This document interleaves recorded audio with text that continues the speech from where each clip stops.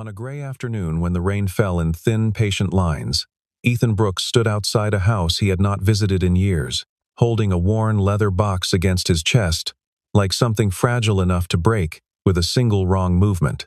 He had driven more than 3 hours to get there, and every mile had felt heavier than the last.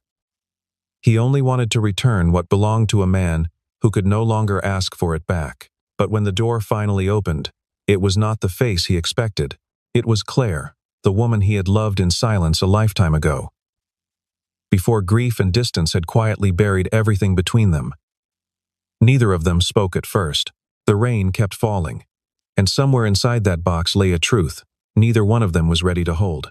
The road leading into the small town had not changed in 19 years, though everything around it seemed smaller now, as if time itself had shrunk the world Ethan once knew. He gripped the steering wheel with both hands, his knuckles pale, his eyes fixed on the wet asphalt ahead. In the passenger seat sat the leather box, tied with a strip of brown twine, its corners worn soft from being opened and closed 1,000 times before it ever reached him. Daniel had given it to him 14 months earlier, in a hospital room that smelled of antiseptic and quiet endings, and he had asked for only one thing in return. "If I'm ever gone," Daniel had said, his voice thin but steady, "bring it back to my family. Don't wait too long, Ethan.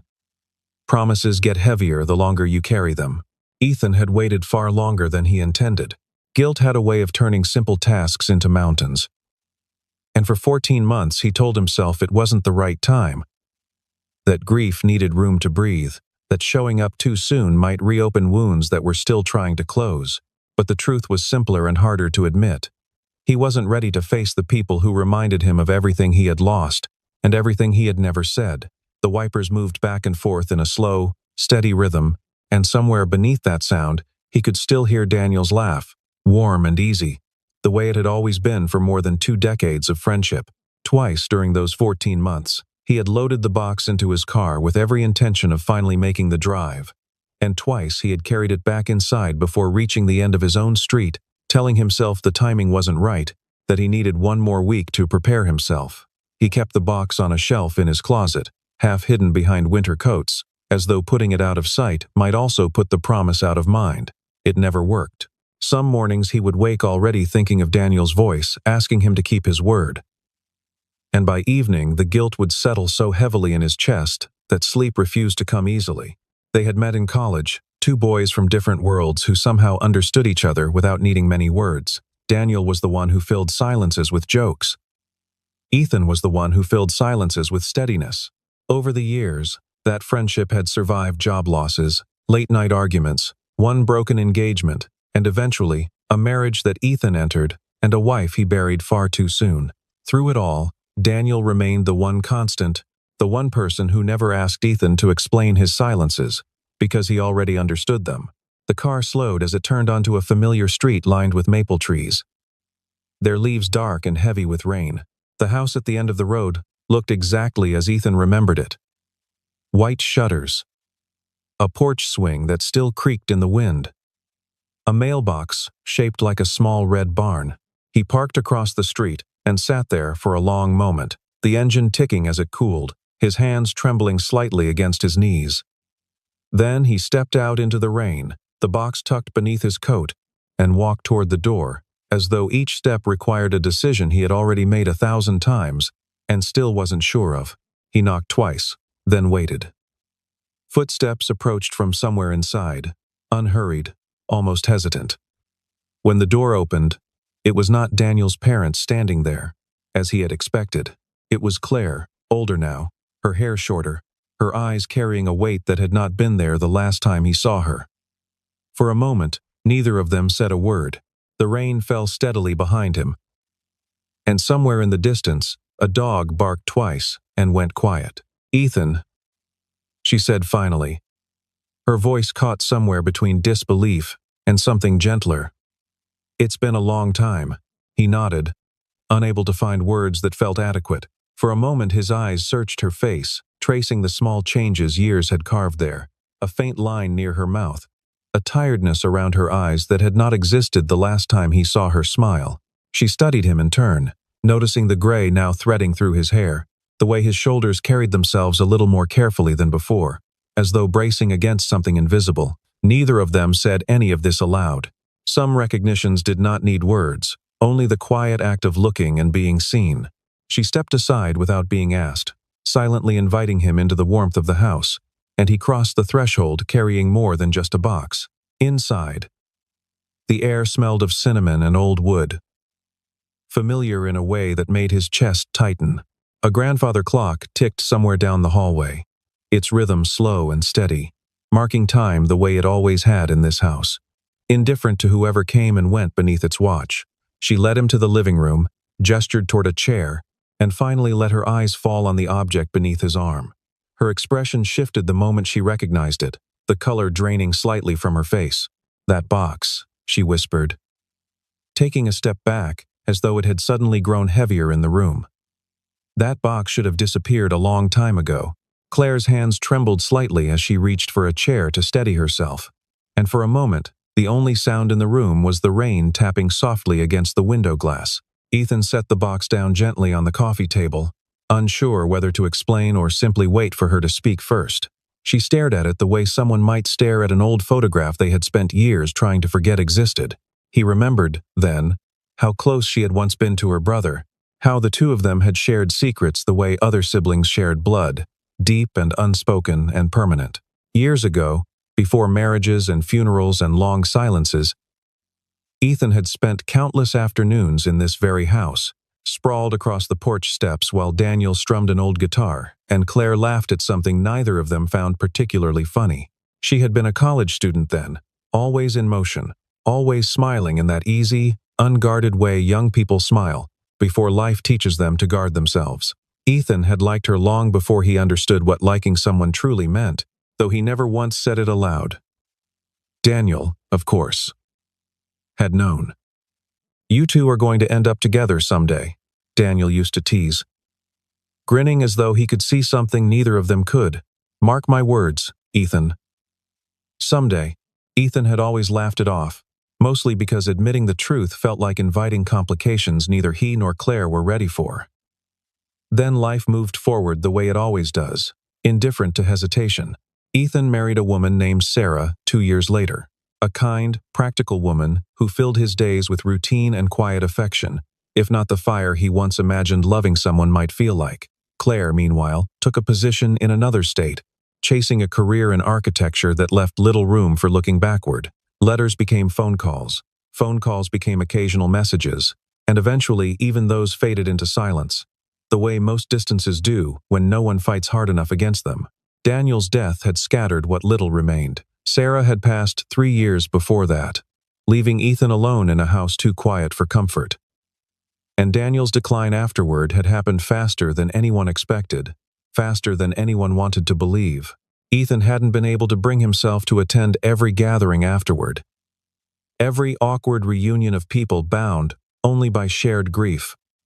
Claire, it seemed, had done the same. Now here they were, standing in the same room again after everything, brought together by a box neither of them had asked for. Claire moved toward the kitchen without a word, returning a few minutes later with 2 cups of tea, the steam curling upward between them like something trying to soften the tension in the room. They sat across from each other, the box resting untouched on the table, and for a while neither of them spoke. Ethan finally broke the silence, his voice low, almost apologetic. "I should have brought this sooner," he said. "I don't have a good excuse. I just didn't know how to face any of this." Claire studied him for a long moment before answering, her fingers wrapped tightly around her cup. "Maybe today is exactly when it was supposed to happen," she said quietly. "Some things don't come early or late. They come when we're finally ready to hold them." Ethan didn't know what to say to that, so he simply nodded, watching the steam rise and disappear into the dim afternoon light.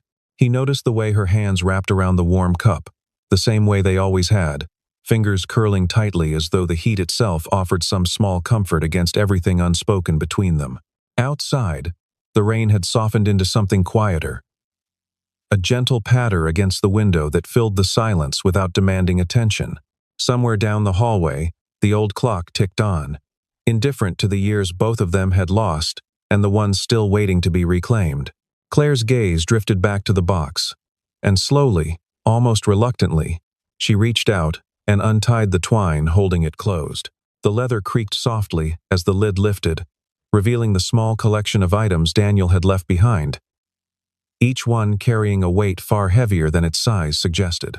Inside sat an old wristwatch, its leather band cracked with age, the glass face scratched from years of wear. Claire lifted it first, holding it gently between two fingers, as though it might still be ticking somewhere beneath the stillness, her thumb brushing lightly across the worn crystal. Beside it lay a worn brown wallet, its edges frayed, and a small leather-bound journal with a faded blue ribbon marking a page somewhere near the middle. Ethan recognized the wallet immediately. Remembering the countless times Daniel had pulled it out to cover a bill neither of them could quite afford in their younger years, always insisting it was his turn, even when it wasn't. At the very bottom, half hidden beneath a folded shirt, sat a single brass key, dulled with time but still catching the light when Claire lifted it into her palm. She turned it over slowly, her brow furrowing, her eyes narrowing the way they always did when something in her mind refused to settle into place. "Something's missing," she said suddenly, sifting through the contents again with growing urgency. "There's supposed to be an envelope. Daniel always kept an envelope with this box. I remember it clearly." Ethan leaned forward, checking the space beneath the journal, running his fingers along the lining of the box, as though the envelope might be hiding in some fold of fabric he had overlooked. There was nothing. Claire's eyes lifted to meet his, sharp now, searching. "Did you open this before you brought it here?" she asked, not unkindly, but with a firmness that demanded honesty. "Never," Ethan said immediately, meeting her gaze without hesitation. "I promised Daniel I wouldn't. I kept that promise, Claire. I swear it." She studied him for a long moment, as though weighing his words against years of accumulated grief and suspicion, then finally nodded, accepting the truth in his voice. Together they turned their attention to the journal, its pages filled with Daniel's uneven, slanted handwriting. Entries scattered across months, and sometimes years, thoughts recorded in the quiet hours when sleep refused to come. Claire flipped carefully through the pages until one entry, near the back, made her stop entirely. "If the letter is missing," Daniel had written, "then the truth isn't ready yet. Some things need the right moment to be found, not the moment we wish for." Claire read the line twice, her voice growing quieter with each pass, and Ethan felt something tighten in his chest, a mixture of confusion and something closer to dread. Whatever Daniel had been planning, it clearly involved more than a simple return of belongings. The brass key sat between them on the table, catching the gray afternoon light, and it was Ethan who finally noticed the small numbers stamped faintly along its edge, worn but still legible if you looked closely enough. 314, he read aloud, turning the key slowly in his fingers. Claire took it from him, examining it with the same careful attention she might give to a blueprint, tracing the shape of the numbers with her thumb. "It's not a house key," she murmured. "It's too small, too simple. This looks like it belongs to something else entirely." They sat with that thought for a long while, the tea growing cold between them, the rain outside slowing to a soft drizzle against the window pane. Ethan watched Claire's hands as she turned the key over again and again, and he remembered, suddenly, a place from years ago that used to have lockers stamped with numbers just like this one. "The old train station," he said slowly, almost to himself. "Before they renovated it, there used to be storage lockers along the back wall, past the ticket counter. Number 314. Daniel used one of them once, years ago, when we went on that trip to visit his cousin." Claire's eyes widened slightly, memory flickering behind them. "That's right," she whispered. "He kept forgetting his ticket. So he always used the same locker for anything important. I completely forgot about that place." Neither of them said much after that. There was an unspoken agreement forming between them, something neither wanted to name aloud. As though speaking, it might make the moment feel too large to carry. Claire stood first, grabbing her coat from the hook near the door, and Ethan followed without needing to be asked. The rain had softened into a mist by the time they stepped outside, gray light settling over the wet street, and the drive to the station passed mostly in silence, filled only by the occasional hum of tires against damp pavement and the quiet weight of everything they weren't yet saying to each other. The train station had aged since either of them last saw it, its brick walls darker now, ivy climbing along one corner where renovations had clearly stalled years ago. Inside, the air smelled of dust and old wood, the ticket counter long abandoned, though the storage lockers still stood exactly where memory placed them. A long row of dull metal doors lining the back wall. Claire walked ahead, her eyes scanning the numbers stamped above each door until she found it. Tucked near the far end, slightly rusted but intact, her hand trembled as she lifted the key toward the lock, and Ethan stood close behind her, close enough to notice the faint unevenness in her breathing. The key slid in with a soft click, resistant at first, then giving way as she turned it slowly. The door creaked open on hinges that hadn't moved in years, revealing a small wooden box tucked in the shadows, its surface layered thin with dust. Claire lifted it carefully, cradling it the way someone might hold something they were afraid could shatter. Inside sat a handful of photographs, their edges curled with age, along with a single envelope sealed shut, yellowed slightly by time but otherwise untouched. Ethan reached over and gently brushed the dust from its surface, and together they read the words written across the front in Daniel's familiar, uneven handwriting. For Ethan and Claire, it read simply. The ink slightly faded but still clear enough to understand exactly what it meant. Claire's fingers hovered over the seal for a long moment before she finally broke it open, her breath catching as she unfolded the pages inside. The station around them stood mostly empty, save for a single pigeon shuffling along a rafter overhead and the distant, hollow sound of wind moving through a broken window somewhere near the old ticket booth. Ethan moved closer, close enough that their shoulders nearly touched, and together they began to read words Daniel had written years before either of them ever imagined standing in this station again. The handwriting was steady at first, careful, as though he had rewritten the opening more than once to get it right. Claire's eyes moved quickly across the first lines, then slowed, then stopped altogether, her lips parting slightly, as though the weight of what she read had momentarily taken her breath. Ethan watched her face, rather than the page for a moment, reading the emotion there before he allowed himself to return to the words. Whatever waited on that paper, it was already reshaping something between them, and neither of them dared to look away. "If you two are reading this together," Daniel had written, "then everything worked out exactly the way I hoped it would, even if it took far longer than I wanted." Claire's hand rose slowly to cover her mouth, and Ethan felt his chest tighten as he continued reading in silence beside her. Daniel wrote that he had known for years, long before either of them ever said a word to each other, that something quiet and real existed between them. He had watched it in the way Ethan lingered a little too long during goodbyes, in the way Claire's laughter changed whenever Ethan walked into a room. He had never pushed either of them to speak it aloud, believing, foolishly perhaps, that timing would eventually take care of itself. But timing never came, Daniel had written. "You both stayed silent, and I let you. Because I thought there would always be more time. I was wrong about that. And I'm sorry for how long I waited to write this down." Claire read the words twice, her eyes glistening under the dim station light, and Ethan felt something break open in his chest, something he had spent years trying to keep sealed. He remembered every moment he had almost said something and didn't, every dinner where the right words sat on his tongue before he swallowed them down out of fear or timing or simple cowardice. Claire's breath trembled as she turned to the next page, and neither of them spoke, the silence between them heavier now than it had ever been. "I always hoped you two would find your way to each other," Daniel continued, his handwriting growing slightly less steady toward the bottom of the page. "But I never told you why I hoped for it so much. There's something else I need you both to know, something I kept from everyone, including my own family." Claire lowered the letter slightly, her eyes lifting to meet Ethan's, both of them sensing that whatever came next would change something neither of them could yet name. The station around them felt suddenly smaller, the dust and shadows pressing closer, as though the building itself understood the weight of the words about to be read.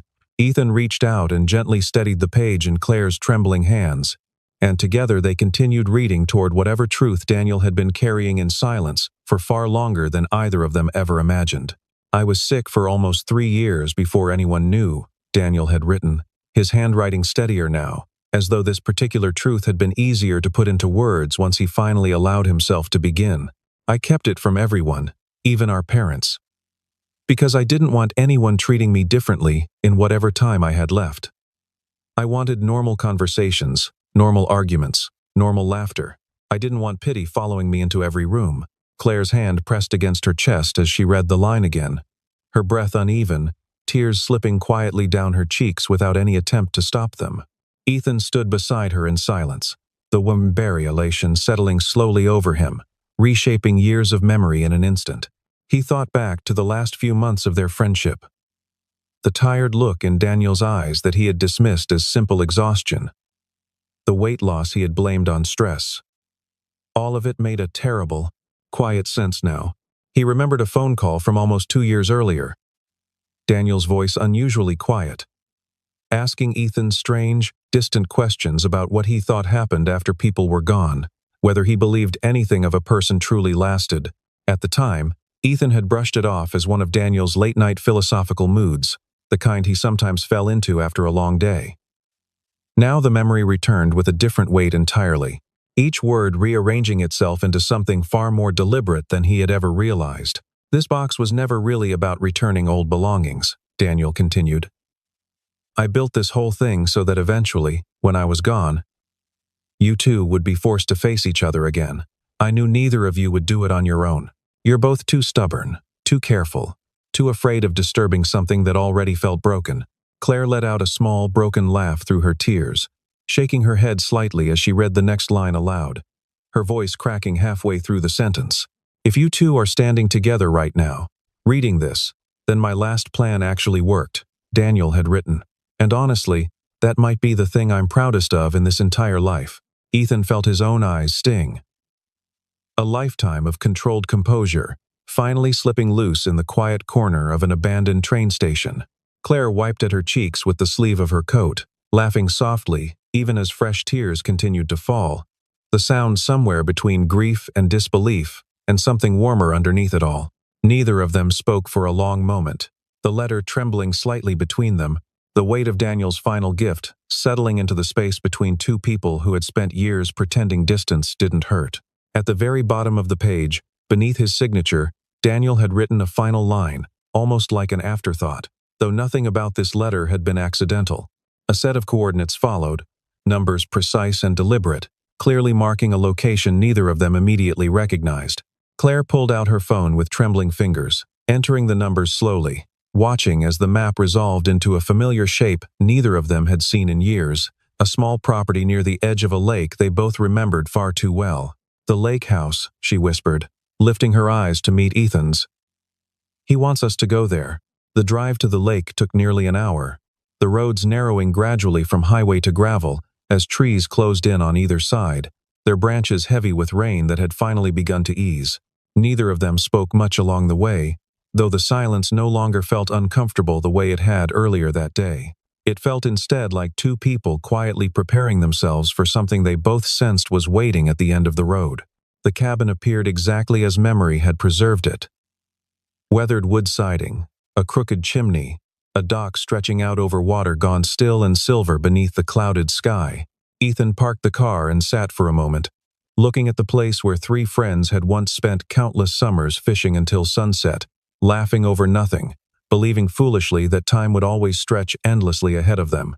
Claire stepped out first, her eyes tracing the porch, the door, the window where a curtain still hung slightly crooked from years ago. Inside, dust coated every surface, though little else had changed.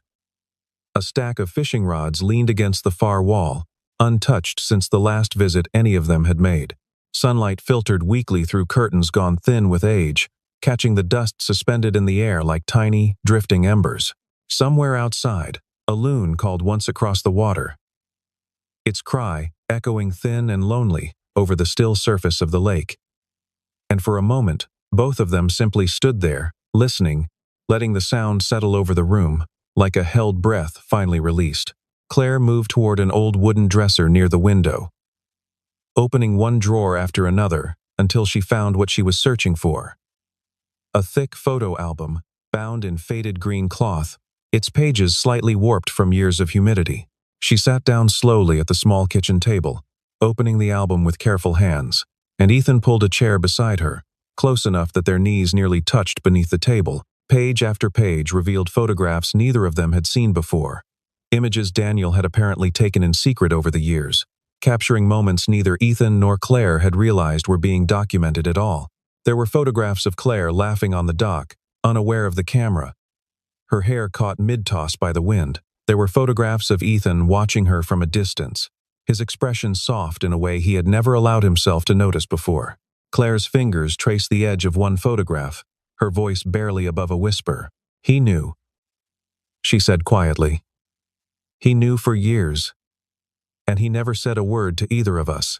Ethan studied the photograph in silence, something warm and aching spreading slowly through his chest. He thought of all the years lost to hesitation, to timing, to the quiet fear of disrupting something fragile before it had even begun. Claire closed the album gently, resting her hand on its cover, her eyes drifting toward the window where the lake stretched gray and still beneath the fading afternoon light.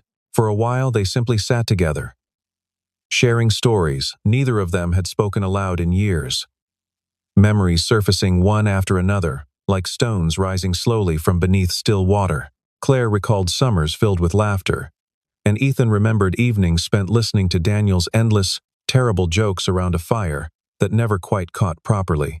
Somewhere in the retelling, the distance between them began to soften, replaced by something gentler, something neither of them had expected to feel again after so many years of silence. Eventually, Claire turned toward him, her eyes searching his face with a quiet, careful honesty that hadn't been there earlier in the day. "If he had said something back then," she asked softly, "do you think things would have turned out differently?" Ethan's throat tightened at the question, the weight of years pressing down on a single sentence he had never allowed himself to speak aloud. He looked out toward the lake, watching the water ripple faintly beneath a passing breeze, and for a long moment he said nothing at all, gathering the courage to finally answer a question he had avoided for most of his adult life. "I thought about telling you," he admitted finally, his voice low and steady despite the tremor beneath it. "More than once. But I convinced myself you deserve someone better than a man too afraid to say what he actually felt. So, I said nothing.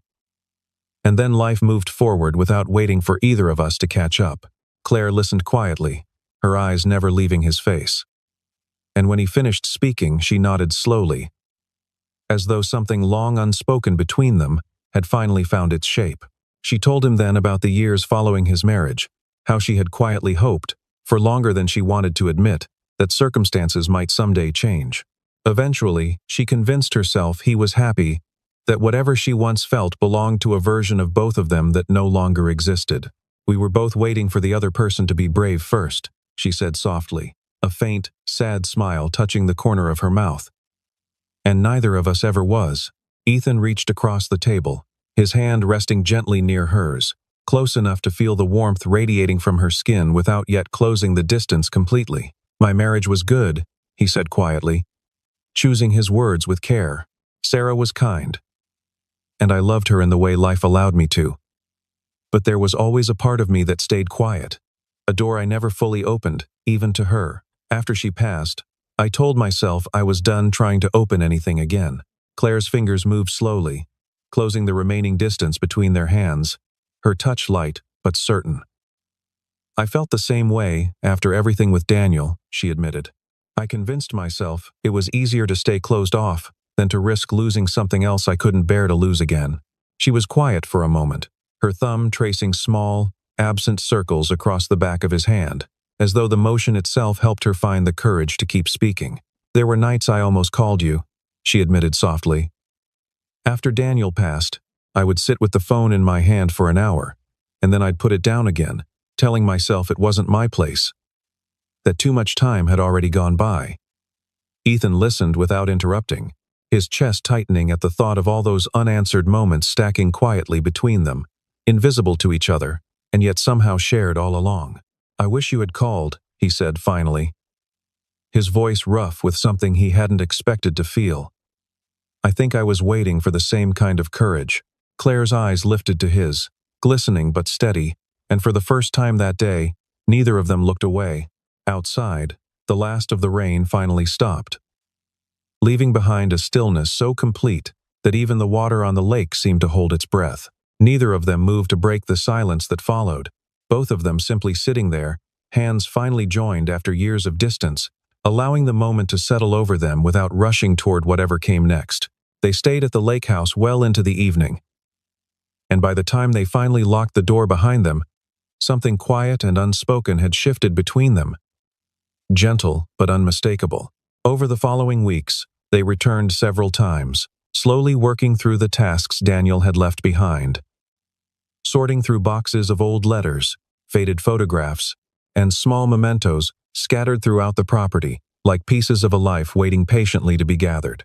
Claire took charge of organizing Daniel's personal writings, carefully separating pages meant for family from those meant for no one but himself. She worked slowly, often pausing over a sentence for minutes at a time, reading it twice before allowing herself to move forward, as though rushing might mean missing something important hidden between the lines. Ethan handled the practical matters, contacting the local historical society about donating several items connected to Daniel's community work, arranging for a modest display that would preserve his memory for people who had known him only briefly, if at all. Together, they visited Daniel's parents, Robert and Margaret, helping the older couple sort through decades of accumulated life, offering steady hands during moments that often grew too heavy for words. Robert rarely spoke during those visits, preferring instead to stand quietly near the window with a cup of coffee going cold in his hands, watching the two of them work through boxes that held pieces of the sun he still could not quite believe he had lost. Margaret, on the other hand, talked constantly, filling silences with stories neither Ethan nor Claire had heard before, small memories that made Daniel feel present in the room even though his chair by the fireplace remained empty. Margaret watched the two of them quietly one afternoon, as they carried boxes out to a waiting car, her eyes soft with something that looked almost like relief. She said nothing directly, though the small, knowing smile she offered Claire before they left spoke volumes neither of them needed translated. Slowly, without either of them fully announcing it, Ethan and Claire became something steady for each other, a quiet presence neither had realized they were missing until it settled back into place.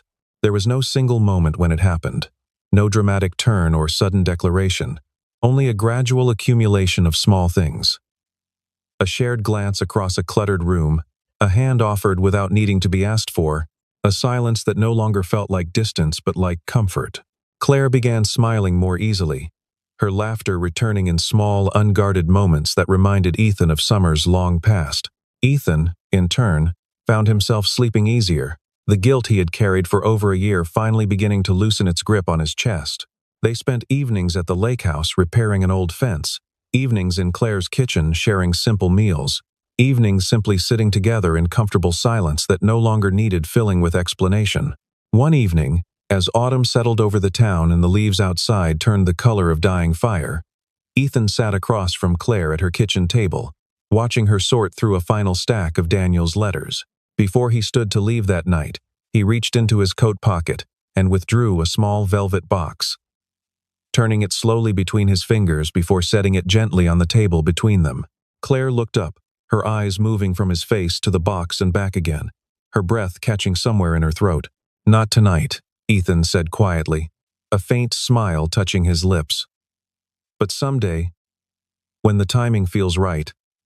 I don't want to wait as long as I did before." Claire's fingers reached out, resting lightly on top of the box without opening it, her eyes glistening beneath the warm kitchen light.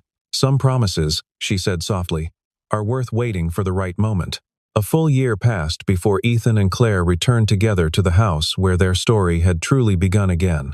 The same white shutters, the same creaking porch swing, though the season had changed from cold rain to golden autumn light filtering gently through the trees. Claire stood on the porch steps, watching Ethan walk toward her from the car, and something in his expression told her this visit carried more weight than any of the ones before it. He reached into his coat pocket, his hand steady this time, no hesitation lingering in his movements, the way it once had. A breeze moved gently through the yard, lifting a scatter of dry leaves across the porch steps, and somewhere down the street a dog barked once before falling quiet again, the same small, ordinary sound that had greeted Ethan on the day this whole story began. Claire's eyes filled with tears before he even spoke, as though some part of her had already known this moment was coming, had been quietly waiting for it. the same way she had waited for so many things over the years. Ethan knelt slowly on the wooden porch, the velvet box open in his palm, his voice steady despite the trembling in his hands. "I spent years afraid of saying the wrong thing at the wrong time," he said softly. "I'm done waiting for perfect timing, Claire. I just want to spend whatever time we have left being brave enough to say exactly what I feel, every single day." Claire's answer came through tears and laughter tangled together, her hands cupping his face as she nodded, unable to find words steady enough to match the moment.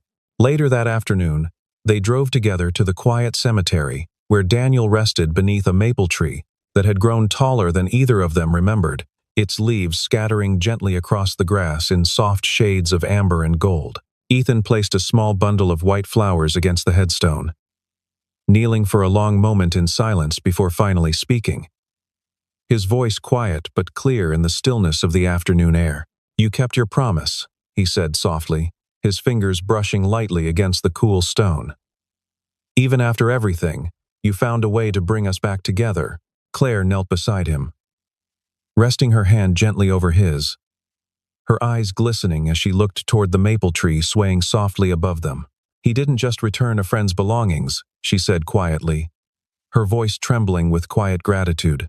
"He gave us back the future we almost let slip away." They stayed there a while longer, hand in hand, the wind moving gently through the branches above, carrying with it something that felt, at last, like peace. Claire rested her head against Ethan's shoulder, and for a long moment, neither of them said anything at all, listening instead to the soft rustle of leaves and the distant, ordinary sound of birds settling into the trees for the evening. It was a small, quiet moment, unremarkable in almost every way, and yet it held more comfort than either of them had known in years. When they finally rose and walked back toward the car, the late afternoon sun broke fully through the clouds, spilling warm golden light across the quiet cemetery grounds behind them. Ethan glanced once more toward the maple tree, its branches swaying gently, before opening the car door for Claire the way he always did now, a small habit that had become second nature somewhere along the way. Neither of them looked back, though both of them carried Daniel with them, not as a weight any longer, but as the quiet, unseen hand that had guided them home. And somewhere beyond the reach of grief and years lost to silence, it felt as though he was finally, truly, at rest.